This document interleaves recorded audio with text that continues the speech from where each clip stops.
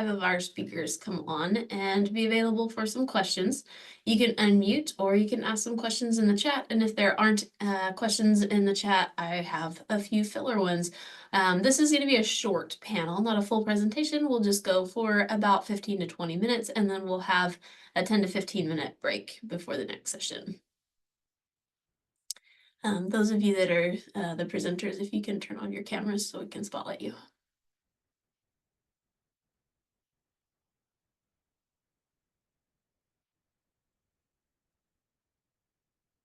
Natasha, we are not hearing you.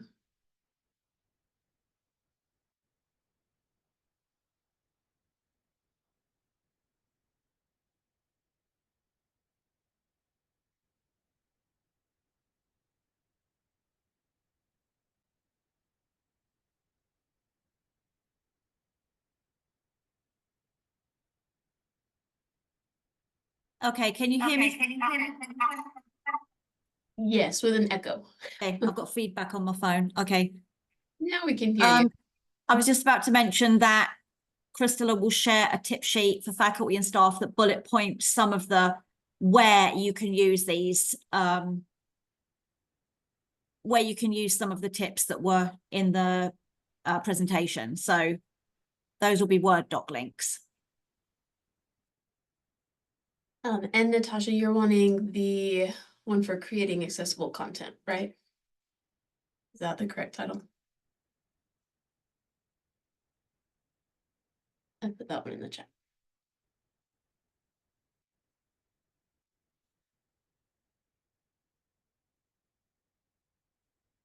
All right, well, I have one question. I'm not seeing all of our presenters. If you'll turn on your cameras, Dawn can help get everybody spotlighted. But here's a question that any of you that would like to jump in and answer. If I write alt text and then as I'm writing, I realize that I want all the students to see that information, should it be a caption instead of alt text? And if so, do I still need something different for alt text?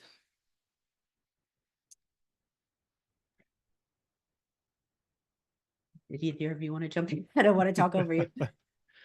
Yeah, I mean, so that's a good question. And again, it's going to kind of depend on the context. I would say that if it's information that everybody needs, then you should put it in a form that everybody can access, right? Because if you put content that's in, like if you lock important content in the alt text and that isn't provided to every student, not everybody's going to have access to the alt text. And so it's important to kind of think about that as you're generating your content. If it's an important thing that needs to be given to everybody, put it in a caption or write it in surrounding paragraph text, and then since it's already in those two places, you wouldn't want to duplicate that information in the alt text because then you're just giving people the same information twice, right? So, again, it kind of depends. Sometimes you can write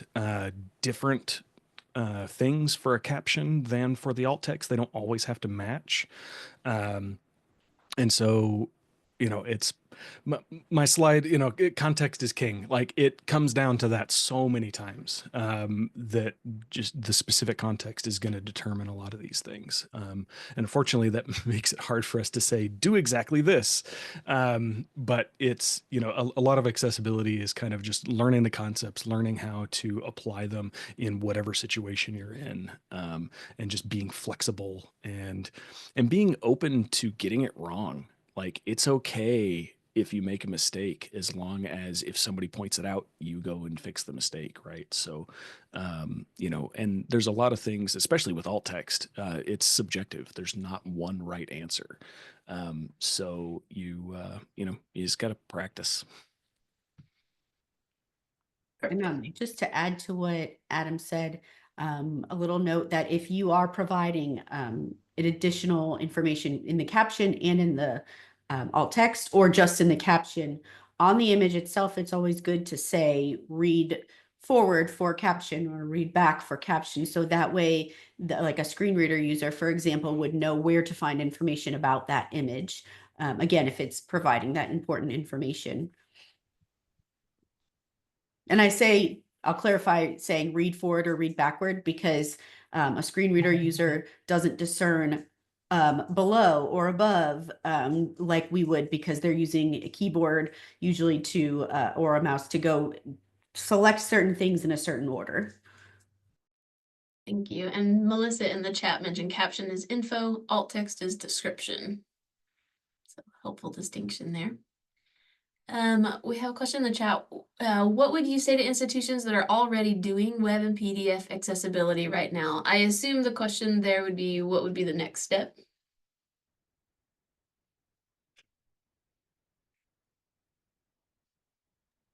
I would say, oh, Adam, were you gonna go ahead? Oh, good. No, I was just unmuting.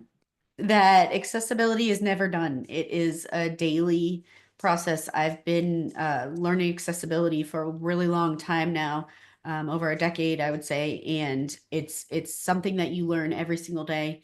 And as technology is advancing, there's always something new to learn about it.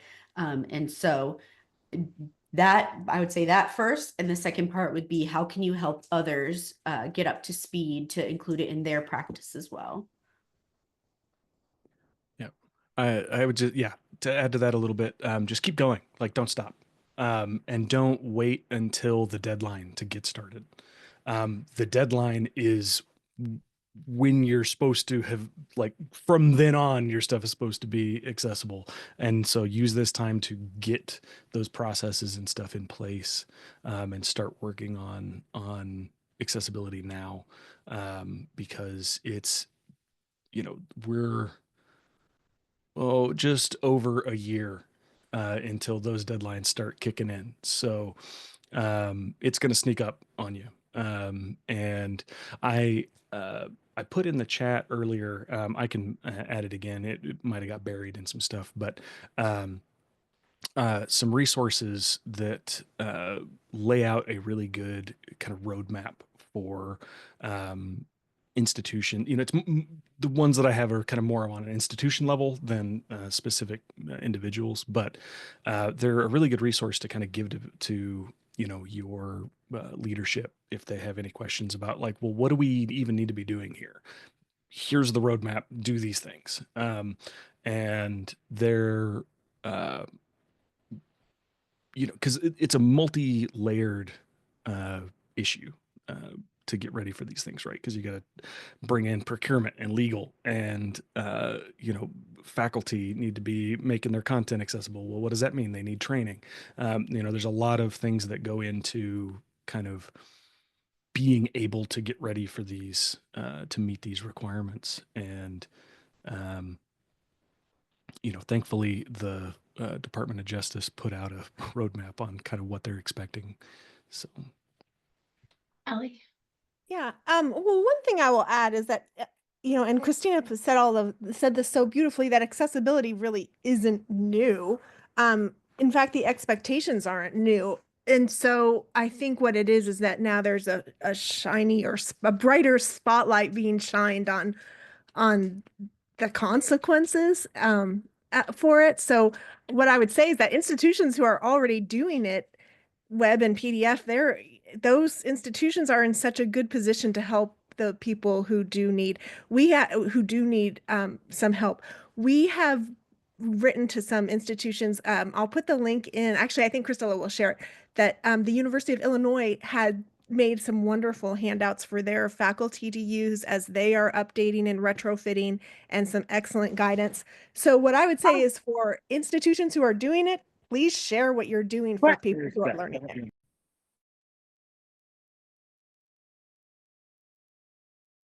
I have a question.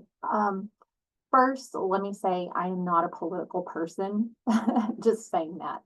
But do you find with the change in political climate that, especially with the DEI rulings and things like that, and things that are coming out, that the buy-in from faculty and staff and administrators is a little less over the last week and a half or so, because of, like I said, the rulings that are coming out, that people are a little less likely to jump on the train of getting their accessibility where it needs to be.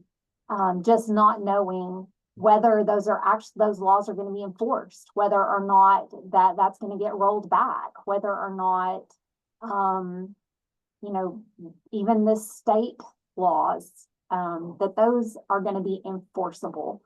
A lot of that is coming out. So I'm just wondering if you're seeing any resistance at all, or if people think that we're all just yelling fire, because I think we're all very passionate about accessibility, but not everybody out there is. So I was just wondering that. That's a really great question. I think I'll go ahead and start this, but I would welcome my other panelists to also maybe address some of this too. I would say regarding just buy-in in general, I don't think that I've noticed a shift, because I think the people who were resistant before are just as resistant now.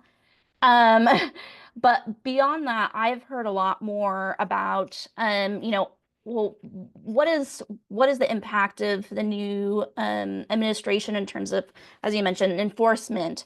What are these older laws are they going to be rolled back and things like that? So the answer from what I've heard from, you know, national organizations, from legal experts in this is the ADA is not going away anytime soon. So that is one thing to keep in mind. And again, the Title II updates, those are just specific to, okay, what does it really mean for web and app accessibility?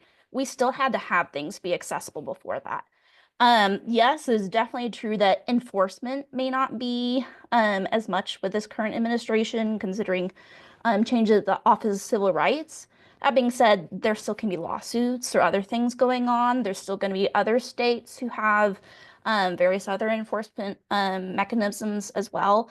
And even beyond that, another thing to keep in mind that we haven't really talked about yet today is we've talked a lot about ADA Title II, but there's actually European accessibility regulations that go in effect this summer as well. So a lot of the shift, even in the field of accessibility, is focusing more on, okay, we also have these other regulations that impact anyone who's doing work or services. You've got online students from the EU or things like that. So that to say, I definitely understand the question. It's been a lot of the discussion right now. What does it mean? How is it kind of incorporated with other things like DEI? So I definitely understand that. And I think what I would say is, like, take a deep breath. We'll be okay. At the end of the day, it's about making sure we're serving our students or serving other individuals, serving you know, even coworkers who have disabilities, and making sure that we're removing those barriers as well. Yeah, I will take this opportunity to plug our conference that's coming up in let's see, 2 weeks. A big focus of the conference is going to be these ADA Title II requirements. We've got some legal experts coming in, and they're doing entire sessions on exactly this question. And in fact, they messaged me this morning saying that they've heard rumors that the administration is going to be giving some new information along those lines. Like Monday, maybe. And so they are going to be updating their presentation based off of that to give at the conference. So I'm going to put a link in the chat. The conference is called Tech Access Oklahoma. Virtual registration is still open. Unfortunately, we've had to close in-person registration this year already. We've boring reasons. We had to get a catering order in. But we still have virtual tickets available up until I believe we're closing those on the 27th. So you still got about a week to get registered for that if you're not already. But yeah, we're 2 days of nothing but digital accessibility sessions. So, and we put it on every year. This is our 10th year, and you know, we'd love for everybody here to join on. So lots of good information coming. Great answers, both of you. Allie, did you have something you wanted to add? Yes. So I have been following carefully some of the issues, and I think the best guidance for everyone in any time of history, is to follow professional standards and stick with what we know is right, which is accessibility. We can follow our professional standards of making the things that Adam and showed us of those 4 principles. What Christina has talked to us about, how going forward we can do things and we can consider what's best. How Natasha has showed us some simple steps that we can take to retrofit. We just need to keep meeting professional standards. And since we are in Oklahoma and some of our legislatures are vocal about things, I will say that when there was the Senate Bill 1017 recently that would have potentially removed some of these obligations, after hearing from educators and parents and community members, this is the statement that Senator Devers made when he pulled the bill. He said, "I regret any confusion or concern this has caused, and my goal is to safeguard children, etc." But he specifically says that we want every child with a disability to get the services they need. So I think that if we are able to filter through the noise, and there is often a lot, still the solution is always, let's continue to do what we know is right in a professional manner. And I just want to add really quickly on that note, Allie mentioned, like the state of Oklahoma, there is state law also that requires accessibility. So it's not just at the federal level. And thinking of our students and, from an ethical standpoint, we want all students to be able to receive an education and not feel outside of whatever norm we create. We want them to feel part of it.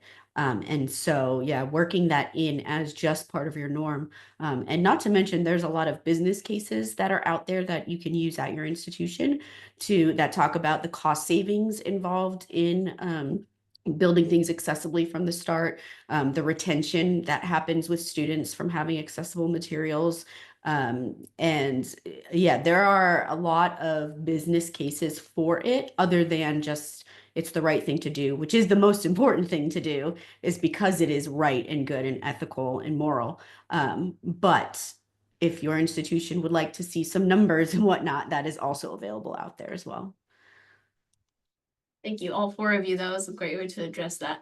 We really just have a couple minutes left, but I do want to mention that a couple people in the chat have asked about social media, as far as covering a little bit more about how to handle that. Specifically, how would institutions approach dealing with social media needing to be accessible when every department, college, and office has multiple social media accounts?